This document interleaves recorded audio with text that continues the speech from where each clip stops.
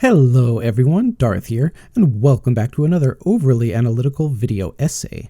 Now, at least a couple of you are having a weird deja vu glitch in the matrix feeling with this video, and you're right. Based on a ton of comments I got over the past year, I've decided to re-edit and re-upload this video so I can more accurately address the important life lesson that I was trying to focus on. I'm going to keep the old version unlisted with a link down in this video's description, so if you want to see why I felt the need to issue a retraction, feel free to check out that original video.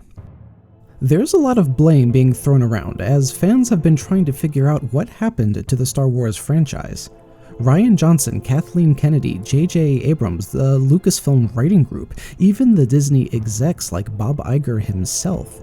Someone was directly responsible for the decisions that drove many viewers away.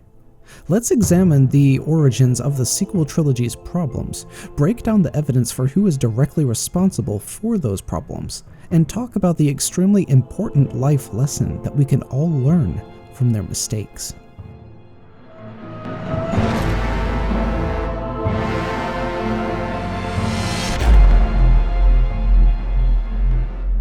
One of my earliest videos analyzed in depth how if anyone ruined the sequel trilogy, it wasn't Rian Johnson and Episode 8, it was J.J. Abrams with The Force Awakens.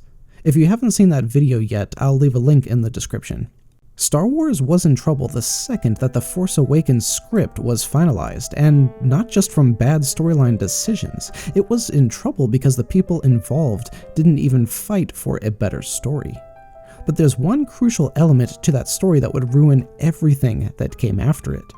The Force Awakens not only cut Luke completely out of the story, but firmly established Luke Skywalker as a coward and a failure. A significant portion of the audience came into the sequel trilogy because they wanted to see Luke grown up in his prime as a Jedi Master. Because Luke was the heart of Star Wars. We didn't really expect to see anyone from the prequel trilogy, but this was a sequel to the originals, and as such, it needed to fully tie up the character arcs of the original characters. Luke was on the path to be a Jedi Master and start a new Jedi Order. Leia was on the path to be a leader in forming the New Republic. Han and Lando were quickly progressing in the military, and would likely have worked closely with Leia, also being leaders in the New Republic. Now, I want to suggest the theory that as much as we love Han, Leia, Lando, Chewie, they all could have played extremely minor roles in the sequel trilogy as long as Luke was center stage. Because like I said, for many people, he was the heart of the franchise. And these filmmakers decided that heart needed to be cut out. So if we accept the premise that ruining Luke's character is one of the biggest factors in ruining the entire franchise, next we have to ask, who is responsible for Luke's downfall? Was it J.J. Abrams setting up the story? Or was it Rian Johnson who didn't properly follow J.J.'s setup? Or was it Kathleen Kennedy who secretly forced them to tell the story that she wanted? Well, the answer is surprising and contains a vitally important life lesson. This entire topic is very nuanced. It centers directly around personal autonomy, self-determination, self-governance, whatever you want to call it. It is a deeply held belief that we should all have free will. This is why alcoholics or drug addicts tend to get very little pity, because the concept of free will is deeply ingrained in all of us, and we know that nobody forced them to ruin their own lives. But how does this apply to Luke? I originally examined all of the various parties in charge, Rian, Kathleen, JJ, the writing group, Bob Iger, and while they likely all share the blame, I could really only hold one person responsible. And to clarify, I'm not really saying blame Mark for what happened, I'm saying that we need to learn from him. Because either we are in control of our own lives, and he chose to play this character of his own free will, or our bosses 100% control us, and we don't have free will. Sadly, based off many comments I've seen, it appears that the latter is true, at least in Hollywood. From what I can tell, most people in the industry literally feel that they are powerless. They must stick to their contract no matter what. which on some level I get. There are real and harsh consequences for disobeying your boss no matter what the industry is. But in Hollywood, these people may have worked for decades to get where they are. Even making millions, they could still be in debt for just as much. Actors must stick to their contracts and do everything they can to survive in a hyper-competitive industry. But this mentality is also a lie, because the powers that be don't want you to have personal autonomy. People like Harvey Weinstein abuse their power for decades exactly because actors don't feel they can say no. There are so many stories out there of actors forced to do things they never agreed to, and it seems difficult to find examples of actors thinking that they have personal autonomy to say no. Yes, some actors lose millions and face court battles, but you can just as easily find actors who quit roles and had extremely successful careers. And Mark is part of a relatively small group of actors who absolutely personified a character. Robert Downey Jr. is Tony Stark, Chris Evans is Captain America, Daniel, Emma, and Rupert are Harry, Hermione, and Ron, and Mark Hamill is Luke Skywalker. These are not just characters that can be easily cast aside, these are actors who have incredible pull with the direction their character goes. Look at how many characters are CGI: Luke, Leia, Tarkin. Why? Why didn't they just recast them? Because these actors are those characters. The reason fans freaked out so much wasn't because it was Luke, it was because it was Mark Hamill as Luke. That scene in Mandalorian proved what I tried to say in the original video, that Mark would have held a lot of sway had he made a public stand. However, I'm not really talking about Mark and Luke here. I'm talking about you. Because this is the important part, this is the lesson that we all need to learn from Mark. Nobody controls you but you. Nobody forced Mark to accept this role. No one else moved his hands or made the words come out of his mouth. He is the one who chose to play the character, and he knows that ultimately it was his decision. You can choose to obey your boss or risk losing your job. Take my friend, we'll call him Kevin. He loved his job, but not long ago found the boss's son embezzling money. So Kevin reported it to the police, but the boss wanted it swept under the rug, so Kevin was fired. My friend lost his job in the middle of a recession, and you know what? He's okay with it. He is not depressed and bitter like we see that Mark was, because Kevin knows that he made the right decision. Or what about me? I've spent 2 years now slowly building this channel from scratch, working nearly every day over those 2 years. And you know what I would do if YouTube told me, quit talking bad about Disney or we'll shut down your channel? I'd probably make a scathing video bashing Disney, because I refuse to be controlled like that. The people who argue Mark was under contract, he didn't have a choice, they're the ones who would have stood by and let someone embezzle money. They're the ones who Weinstein would have been able to prey upon because they don't feel in control of their own lives. Now, a ton of this video is theoretical. Maybe Mark didn't want to risk people's livelihood by shutting down production. Maybe he had deeply held beliefs about being a professional and not letting his personal feelings about a character influence the script. And if so, fair enough. If Mark truly believes he made the right decision, that's all I'm talking about, that he had the autonomy to choose. He was not trapped. If he legitimately didn't want to trade millions of dollars just to have an idealized version of Luke Skywalker on screen, I'm okay with that too. What I'm not okay with is that he looks to be trapped, forced to play a character he fundamentally disagrees with. And maybe we should also look at Lucas being responsible for selling to a corporate machine who didn't care about the soul of the work. Or we could use John Boyega as an example of how tight their contracts must have been, since he was such a huge fan of the franchise, hated how his character was treated, yet never said a word until long after. I assumed with actors as big as Mark that their contracts would have to be more malleable.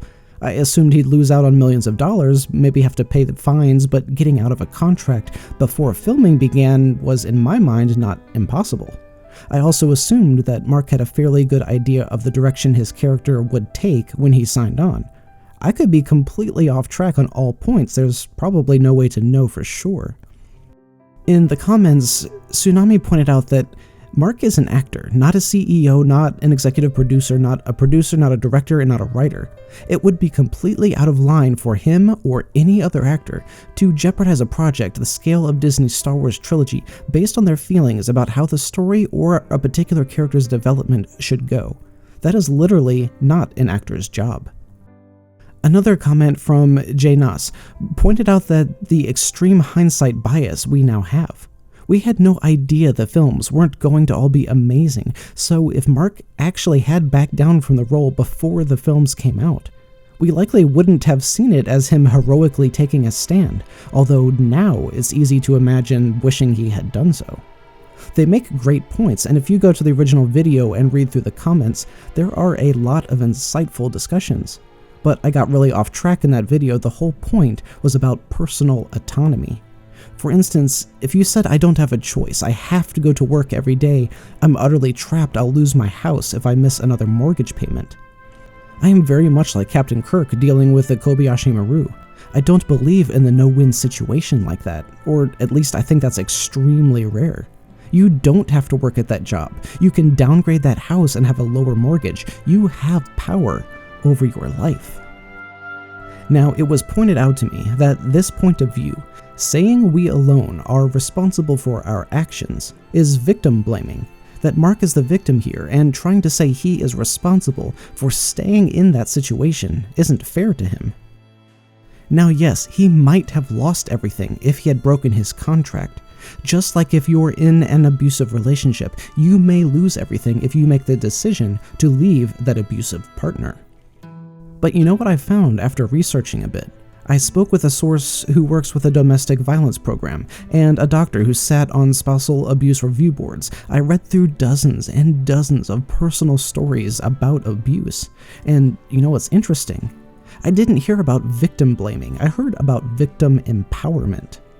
I was told, when working with survivors, we always remind them that it is their choice when they want to leave, in the sense that we give them that power back and autonomy, which many times is taken by the abuser. And out of all of the dozens and dozens of abuse stories I read, only in 3 did the abuser actually realize that they needed to change. The rest of the time, the decision to act came from the victim. The abuser might tell you you have nowhere else to go, but you do. It's possible Mark felt trapped by his contract, but he wasn't. And you know why I bet many people absolutely hate this take? Because it's harder.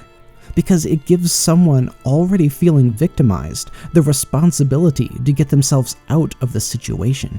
Because it's far easier to place the blame on someone else. That's far harder than facing down an angry spouse or your angry boss. Friends, this lesson is important. We need to learn from Mark's failure. We control our future. We control our actions. You are never in a situation that you can't find a way out of. Mark says he fundamentally disagreed with this character, but he chose to play him anyway. He also could have chosen not to. One day, your boss, your friend, your SO, someone is going to ask you to do something that makes you feel sick to your stomach to do.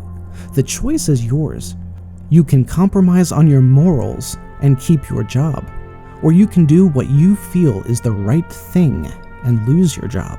But nobody can ever control your actions. They can reward you for compliance, they can punish you for disobedience, but no one can ever control you. You, and you alone, control your destiny. I feel the conflict within you. Let go of your hate. Leave this island now! I'll not leave you here. I've got to save you. I'm gonna walk out with a laser sword and face down the whole First Order. I will not turn, and you'll be forced to kill me. It's time for the Jedi to end. I almost had to think of Luke as another character. Maybe he's Jake Skywalker. He's not my Luke Skywalker. That name no longer has any meaning for me. It is the name of your true self you've only forgotten. I am a Jedi, like my father before me. I came to this island to die. Go away! I can save him. I can turn him back to the good side. I have to try.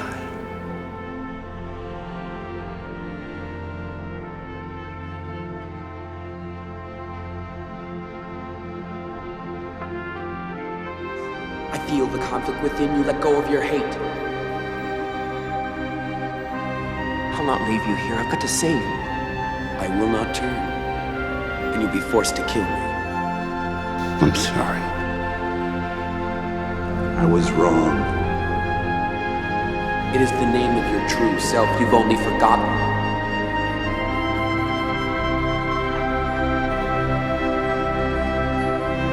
I am a Jedi, like my father before.